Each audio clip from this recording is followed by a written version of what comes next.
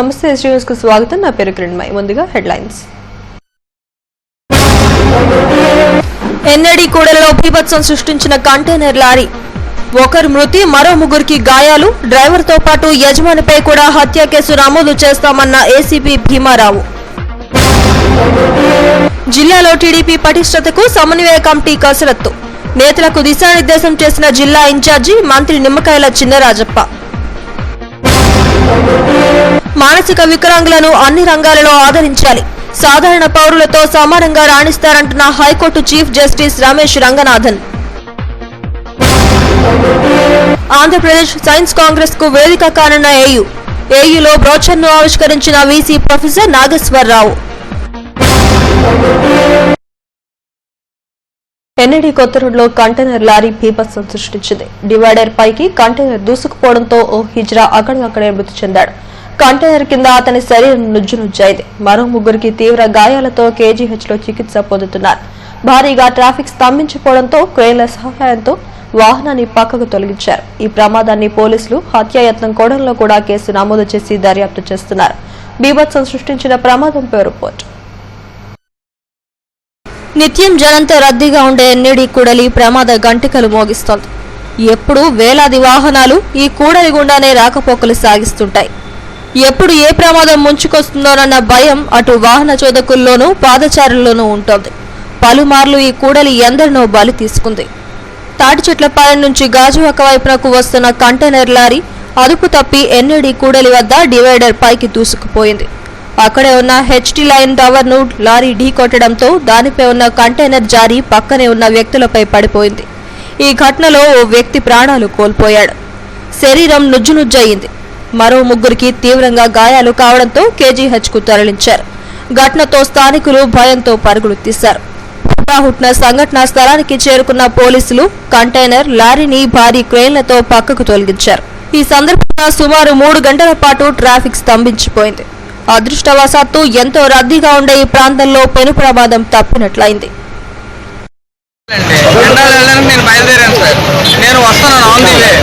ఈ సడన్ గా ఏంటంటే ఈ లోకల్ పక్క నుంచి డివైడర్ వైపు నుంచి లారీ అన్ని కొట్లు చుట్టుకుంటూ వచ్చింది సార్. నేను సడన్ గా బండి ఆపాను. నాకు ఎంత భయం వేసి బండి అంతా వదిలేసి నేను అవతల పక్క నేను పడిపోయాను సార్.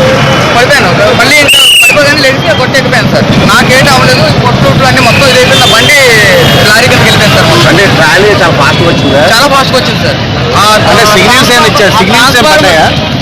సిగ్నల్స్ అది నాకైతే ఏంటి తెలియదు సార్. నేను ఈ వే నుంచి నేను వెళ్ళడానికి నేను బయలుదేరాను సార్. నేను బయలుదేరితే సడన్ గా లారీ వచ్చేస్తుంది సార్. అన్ని షాపుల్లో కుట్టుకొని వచ్చేస్తుంది వల్ల నేను సేవ్ అయ్యాను సార్. ప్రమాదం జరిగిన వెంటనే హుటాహుటిన పశ్చిమ ఏసీపీ భీమారావు సంఘటనా స్థలానికి చేరుకుని సహాయక చర్యలు చేపట్టారు. భారీ క్రైన్లతో ప్రమాదానికి గురైన వాహనాలను పక్కకు తొలగించి ట్రాఫిక్ ఇబ్బంది లేకుండా చర్యలు చేపట్టారు. ప్రమాదానికి కారణమైన వాహన డ్రైవర్తో పాటు యజమానిపై హత్యా నేరం కింద కేసు నమోదు చేసి దర్యాప్తు చేస్తున్నట్లు ఏసీపీ భీమారావు తెలిపారు. ఎన్ఏడి జంక్షన్ దగ్గర ట్రైలర్ భీమవరం వెళ్తుందని ప్రాథమికంగా తెలిసింది. ఈ డివైడర్ని గ్యాస్ ఇచ్చి వెంటనే ట్రైలర్ కింద పడిపోయి లారీ కూడా ముందుకి కర్ల టాప్ డిపో దగ్గరికి వెళ్ళడం జరిగింది. ఈ యాక్సిడెంట్లో భాగంగా ఒక హిజ్రా చనిపోయిన 35 years. ఈ కేసు ప్రాథమిక దర్యాప్తు చేస్తున్నారు. ఎవరికి కొంతమందికి ఇంజరీ చిన్న గాయాలు ఉన్నామని తెలిసింది. వాళ్ళందరినీ హాస్పిటల్ పంపించడం జరిగింది. అప్పుడే ట్రైలర్ను కూడా రోడ్డుకి అడ్డంగా ఉన్నదాన్ని ట్రైన్స్ తెచ్చి తీయడం జరిగింది. ట్రాఫిక్ ఎటువంటి అంతరాయం లేదు. కేసు దర్యాప్తు చేస్తున్నాం. నెగ్లిజెన్స్ పార్టీగా డ్రైవరే కాకుండా ఓనర్ కూడా నెగ్లిజెన్స్ ఉందని ఉంటే దానిలో భాగంగా 304 కింద కల్పూలు హోమ్సైడ్ మర్డర్, అమౌంట్ మర్డర్ అనేది. టీడీపీని సంస్థాగతంగా మరింతగా బలోపేతం చేసేందుకు పార్టీ కసరత్తు ప్రారంభించింది. జగన్ మహాదానాను పార్టీ అధిష్టానం సీరియస్ గా తీసుకుంది. దీంతో ఉప ముఖ్యమంత్రి, జిల్లా ఇన్ఛార్జ్ మంత్రి నిమ్మకాయల చిన్నరాజప్ప రంగంలోకి దిగారు. 2 రోజులుగా విశాఖలోనే మకాం చేసిన ఆయన పార్టీ యంత్రాంగాన్ని సమాయత్తం చేశారు. ఎన్టీఆర్ భవన్ వేదికగా జరిగిన సమన్వయ కమిటీ సమావేశంలో పలు కీలక తీర్మానాలను చేశారు. టీడీపీ సమాయత్తంపై రిపోర్ట్. ఎన్టీఆర్ భవన్ లో జరిగిన సమన్వయ కమిటీ సమావేశానికి హోంమంత్రి నిమ్మకాయల చిన్నరాజప్ప అధ్యక్షత వహించారు. జిల్లా మంత్రి అయ్యన్న పాత్రుడితో పాటు అర్బన్ అధ్యక్షుడు ఎమ్మెల్యే వాసుపల్లి, రూరల్ అధ్యక్షుడు ఎమ్మెల్యే పంచకర్ల రమేష్ బాబు, ఎమ్మెల్యేలు, కమిటీ సభ్యులు హాజరయ్యారు. సుమారు 2.5 గంటల పాటు జిల్లాలో పార్టీ పరిస్థితి, ప్రజా సమస్యలపై సుదీర్ఘంగా చర్చించారు. పార్టీ పటిష్టానికి పలు కీలక నిర్ణయాలు తీసుకున్నారు. జిల్లాలో పార్టీ కార్యవర్గాలను వెంటనే నియమించనున్నారు. మరో వారం రోజుల్లో అనుబంధ కమిటీలను కూడా ఏర్పాటు చేయనున్నారు. పరవాడ ఫార్మసిటీ కాలుష్యంతో ఉక్కిరిబిక్కిరి అవుతున్న తాడి గ్రామాన్ని తరలించేందుకు తీర్మానించారు.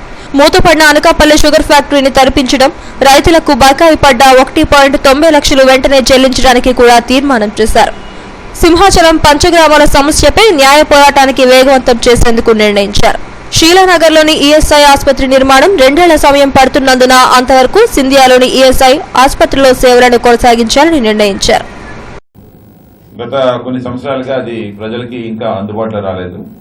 దాని మీద కొన్ని డిపార్ట్మెంట్స్, R&B డిపార్ట్మెంట్ కానీ లేదంటే వేరియస్ డిపార్ట్మెంట్స్ దాని మీద ఇన్వాల్వ్ అయి ఉన్నాయి. ఇది స్టేట్ లెవెల్ ఇష్యూస్ కాబట్టి స్థానిక లెవెల్లోని అవి క్లారిటీ రావట్లేదు కాబట్టి అతి త్వరలోనే వచ్చే క్యాబినెట్స్లో ఈ విషయాలనేమో పెట్టి అవి కొంత స్పీడప్ చేయమని చెప్పేసి ఇక్కడ తీర్మానం చేయడం జరిగింది.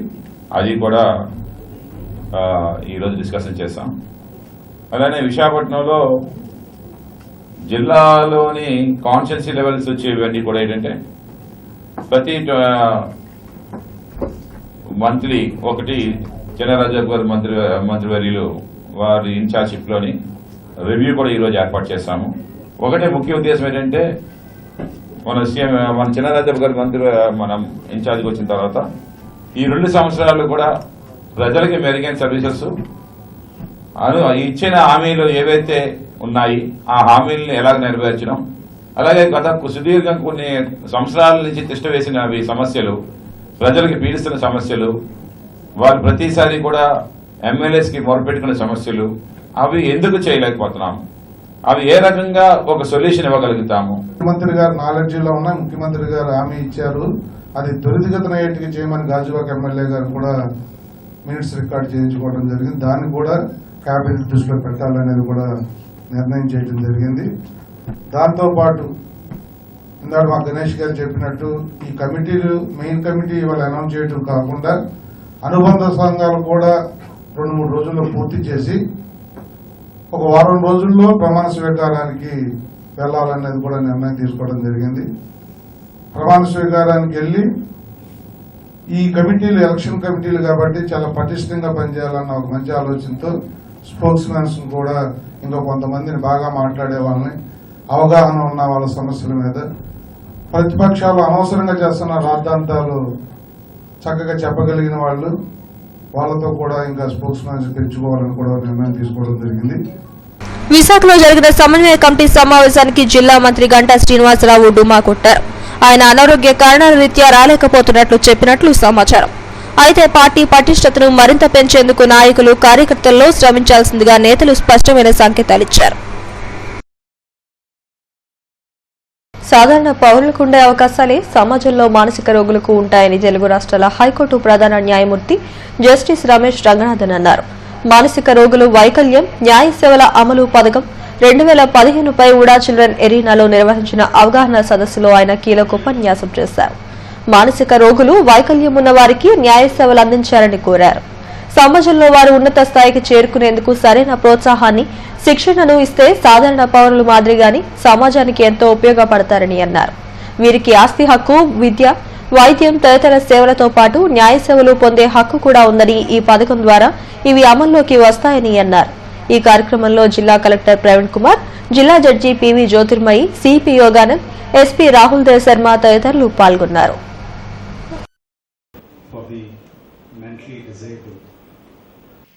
They can and do lead a normal life. I'm sure the doctors who will be addressing all of you will tell you what can be done medically for these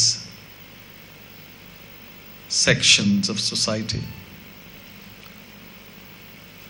We'll also be made aware by the panelists of the rights which these mentally ill and mentally disabled children have. I notice that a few parents of these children are also present here.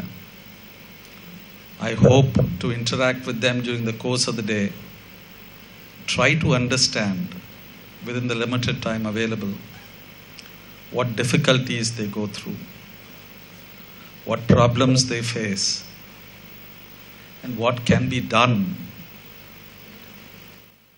to help. AP science Congress 2017 నిర్వహణకు AU ఆతిథ్యం ఇస్తోంది. November 7 నుంచి 9వ తేదీ వరకు జరిగే ఈ science Congress ను ముఖ్యమంత్రి చంద్రబాబు నాయుడు ప్రారంభిస్తారని ఏయూబీసీ ప్రొఫెసర్ నాగేశ్వరరావు తెలిపారు. ఏయూ సెనెట్ హాల్లో ఇందుకు సంబంధించిన బ్రోచర్ను ఆవిష్కరించారు. ఈ కార్యక్రమంలో రిజిస్ట్రార్ ఉమామహేశ్వరరావు తదితరులు పాల్గొన్నారు.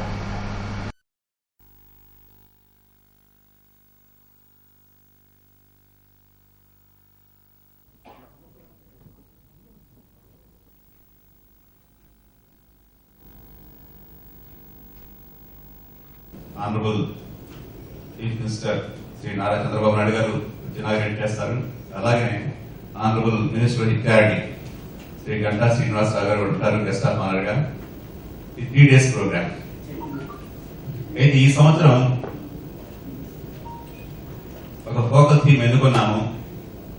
ఆ ఫోకస్ థీమ్ ఏంటంటే green technologies for transformation and sustainable development అనే టాపిక్ ఎన్నుకున్నాము.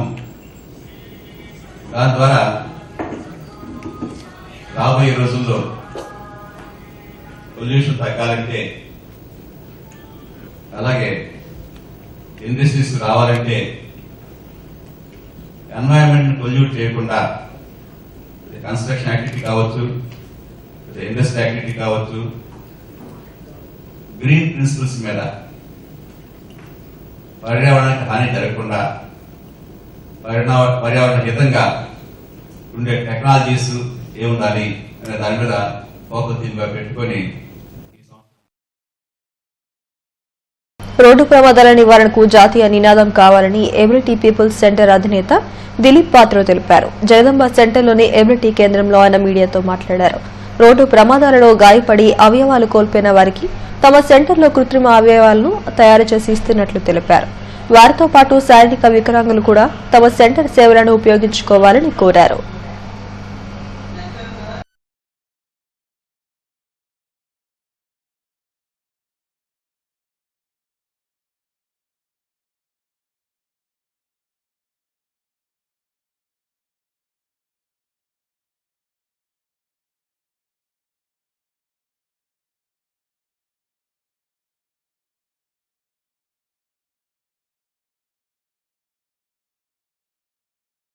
తమ సమస్యలు పరిష్కరించాలని కోరుతూ అర్చకులు జీవీఎంసీ గాంధీ విగ్రహం ఎదుట వినూత్న నిరసన తెలిపారు. అర్చకులకు వేతనాలిచ్చేలా మంచి బుద్ధి ప్రసాదించాలంటూ పొర్లుదండాలు పెట్టారు. తమ సమస్యలు పరిష్కరించకపోతే ఈ నెల 30వ తేదీ నుంచి వీధులను బహిష్కరిస్తామని తెలిపారు. పారంపర్య హక్కుపై ఇచ్చినటువంటి జీవోని ఈడీఎన్ఎస్ పథకం అర్చకులు మరియు సిబ్బంది ఐక్యత వెంటనే సంస్కృతికి సాంప్రదాయానికి మూలమైన ఆలయాలను సంస్కృతికి సాంప్రదాయానికి మూలమైన రక్షించాలి.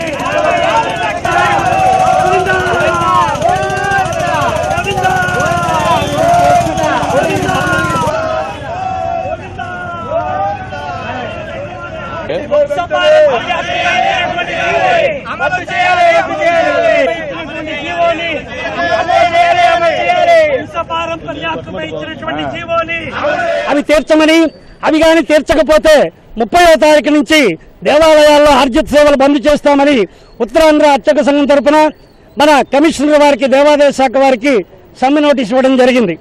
దాన్ని అనుసరించుకుని వివిధ స్థాయిల్లో వివిధ రూపాల్లో మేము పోరాటం చేస్తున్నాం. అయినప్పటికీ ప్రభుత్వం కానీ దేవాదాయ శాఖ కానీ స్పందించడం లేదు.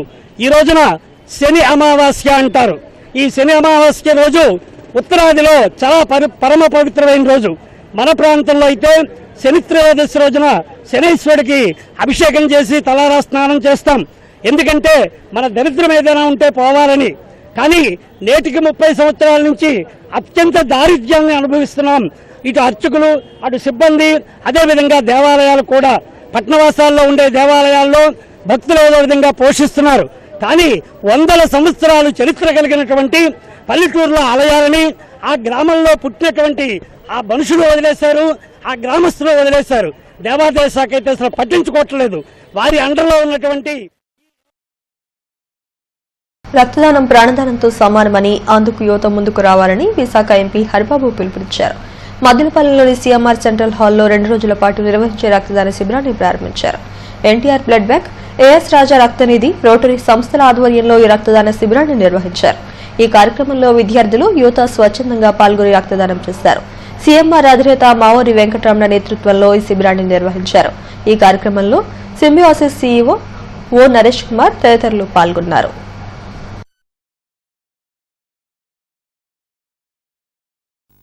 రక్తాన్ని అందుబాటులో ఉంచుతున్నారు, చాలా మంచి సేవలు అందిస్తున్నారు.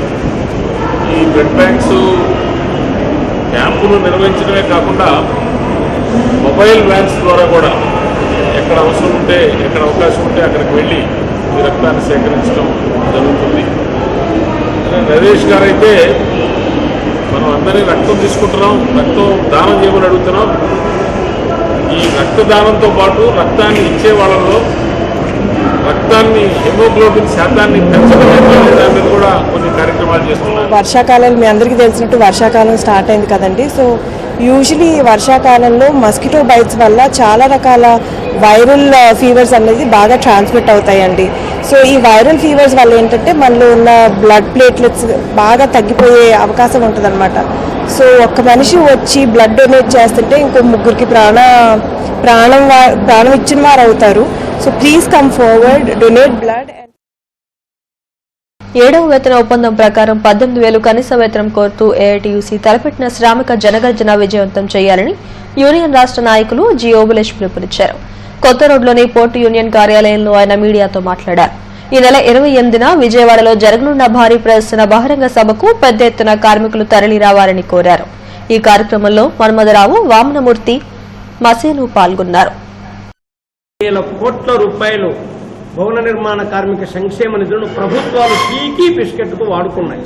ఈ రాష్ట్ర ప్రభుత్వం కూడా 234 కోట్ల రూపాయలు వాడుకుంది. చంద్రబాబు ప్రభుత్వం, గత ప్రభుత్వం 600 కోట్లు వాడుకుంది. ఇది సుప్రీంకోర్టు తీర్పుకు విరుద్ధము, కేంద్ర సంక్షేమ బోర్డుకు విరుద్ధం.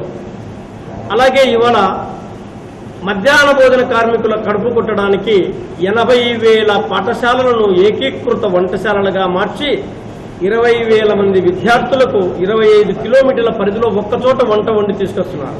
అంటే దీనివల్ల విద్యార్థుల ఆరోగ్యము దెబ్బతింటుంది, ఎప్పుడో చేసినటువంటి అన్నం చెడిపోతుంది. దానివల్ల 80,000 మంది వంట ఏజెన్సీలకు పని భద్రత ఏర్పడుతుంది. అందువల్ల ఇవన్నీ ఒక ప్రమాదకరమైన పద్ధతిలో ఈ ప్రభుత్వం ఆలోచన చేస్తాం. అన్నిటికన్నా మించి కనీస వేతనాలు ఈ ప్రభుత్వం 50% పెంచి ఇస్తున్నాం కాంట్రాక్ట్ కార్మికులకు, అవుట్సోర్సింగ్ కార్మికులని. పెందుర్తి మండల పరిషత్ మాజీ అధ్యక్షుడు పీలా మహాలక్ష్మి నాయుడు 8వ వర్ధంతి ఘనంగా నిర్వహించారు. ఎమ్మెల్యేలు బండారుతో పాటు గణబాబు, పీలా గోవిందులు పాల్గొని మహాలక్ష్మి నాయుడు విగ్రహానికి పూలమాల వేసి నివాళులర్పించారు. ప్రజాప్రతినిధిగా ఆయన చేసిన సేవలను కొనియాడారు. కార్యక్రమంలో పీలా శ్రీనివాస్, గొర్రెల రామునాయుడు, నరసింహ తదితరులు పాల్గొన్నారు. ఇక్కడ పెందుర్తిలో ఇద్దరు మహానుభావులు ఆ రోజు ద్వానరావు హెచ్చడానికి జిల్లా చైర్మన్గా, బాటం శ్రీరామూర్తి గారి మంత్రిగా ఈ పెందుర్తి సామ్రాజ్యం వారి చేతిలో ఉన్నప్పుడు ఇక్కడ జెండా కట్టాలి అంటే మొట్టమొదట పెందుర్తి జంక్షన్లో ఆ రోజు స్వర్గీయ అప్పలనరసింహ గారి నాయకత్వంలో మొట్టమొదటి జెండా కట్టిన జంక్షన్లో జెండా ఎగరేసిన నాయకుడు మన పీలా మహాలక్ష్మి నాయుడు గారు. ఆ రకంగా వారు ఎప్పుడు కూడా జిల్లా పరిషత్ దించాలి, రామరాజు గారిని దించాలి. ఎప్పుడు ముందుకొస్తారంటే ఎవరో రాకపోతే అప్పుడు పొట్టేటి రామారావు గారు మన గోవింద్ గారి మామగారిని దీన్ని ఇక్కడ ఈరోజు ఈ ప్రాంతంలో ప్రవేశపెట్టింది మహాలక్ష్మి నాయుడు గారు. కాబట్టి మండలాధ్యక్షులు అయినాక అదే సంప్రదాయాన్ని అందరూ కొనసాగించేటువంటి క్రమంలో ఈరోజు మహాలక్ష్మి గారు ఏదైతే చూపించారో దాన్నే ఫాలో అవుతున్నారు అందరూ. ఈ రకమైన చేసినటువంటి వ్యక్తి ఈరోజు మనకు లేకపోయినప్పటికీ ఇంకా మహాలక్ష్మి గారు ఇక్కడ జ్ఞాపకాలు ఇక్కడ కాలనీల రూపంలో ఉన్నాయి. కొన్ని కాలనీల రూపంలో కానీ, మౌలిక సదుపాయాల రూపంలో కానీ ఇక్కడ మనకు కనబడ. రాజ్యోగాలో విశిష్ట సేవలంచిన మామను జ్ఞాపకం చేసుకుంటూ కొత్త గాజువాక బ్రహ్మకుమారి ఈశ్వరీయాల విద్యాలయంలో ఆమెకు నివాళి అర్పించారు. 140 దేశాల్లో శాంతి స్థాపనకు ఆమె ఎంతగానో కృషి చేశారని గాజువాక వర్తక సంఘం అధ్యక్షుడు తిప్పల చిన్న అప్పారావు అన్నారు. ఈ కార్యక్రమంలో మాజీ మేయర్ పులుసు జనార్దన్ రావు, బ్రహ్మకుమారిలు త్రివేణి తదితరులు పాల్గొన్నారు.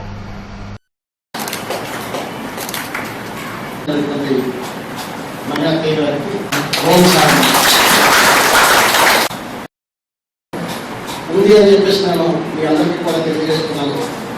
ప్రతి ఒక్కరు కూడా అక్కడికి వెళ్ళి అక్కడ పరిశీలన చేసుకొని రావాల్సినటువంటి పరిస్థితి ఎంతైనా ఉంది అని చెప్పేసి కూడా నేను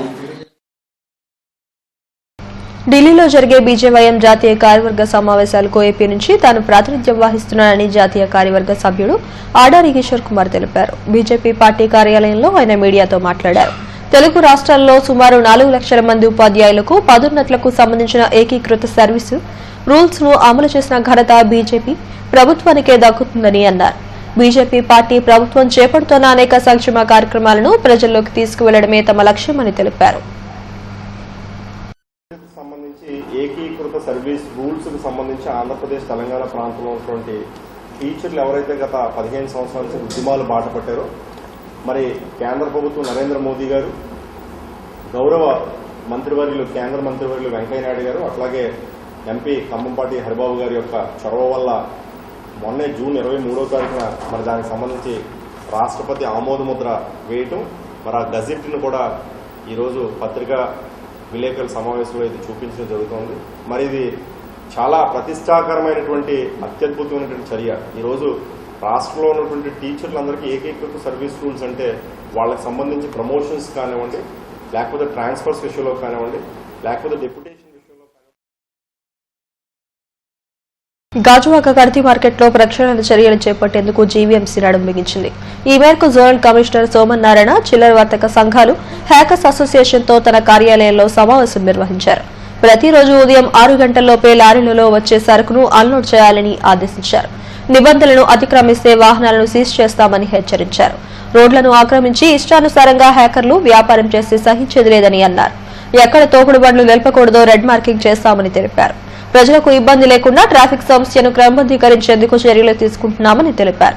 దీనికి వర్తక సంఘాలు సహకరించాలని కోరారు. ఎక్కడ పడితే అక్కడ వ్యాపారాలు చేసుకోవడమే కాకుండా దాని ఫలితంగా శానిటేషన్ డిస్టర్బెన్సెస్ ఎక్కువగా జన రద్దీ సమయాల్లో ఎక్కువగా సాయంత్రం కానీ లేకపోతే ఉదయం పూట 10:30 దాటి నుంచి మొదలుకొని సాయంత్రం 5-6 అయితే ఇంకా ఎక్కువగా లిటరింగ్ రోడ్డు మీద అంతా లిటరింగ్. హెడ్లైన్స్ మరోసారి. ఎన్ఏడి కూడలిలో బీభత్సం సృష్టించిన కంటైనర్ లారీ, ఒకరు మృతి, మరో 3కి గాయాలు. డ్రైవర్తో పాటు యజమానిపై కూడా హత్య కేసు నమోదు చేస్తామన్న ఏసీపీ భీమారావు. జిల్లాలో టీడీపీ పటిష్టతకు సమన్వయ కమిటీ కసరత్తు, నేతలకు దిశానిర్దేశం చేసిన జిల్లా ఇన్ఛార్జి మంత్రి నిమ్మకాయల చిన్నరాజప్ప. మానసిక వికలాంగులను అన్ని రంగాలలో ఆదరించాలి, సాధారణ పౌరులతో సమానంగా రాణిస్తారంటున్న high court chief justice Ramesh Ranganathan. Andhra Pradesh science Congress కు వేదిక కానున్న ఏయులో బ్రోచర్ను ఆవిష్కరించిన వీసీ ప్రొఫెసర్ నాగేశ్వరరావు.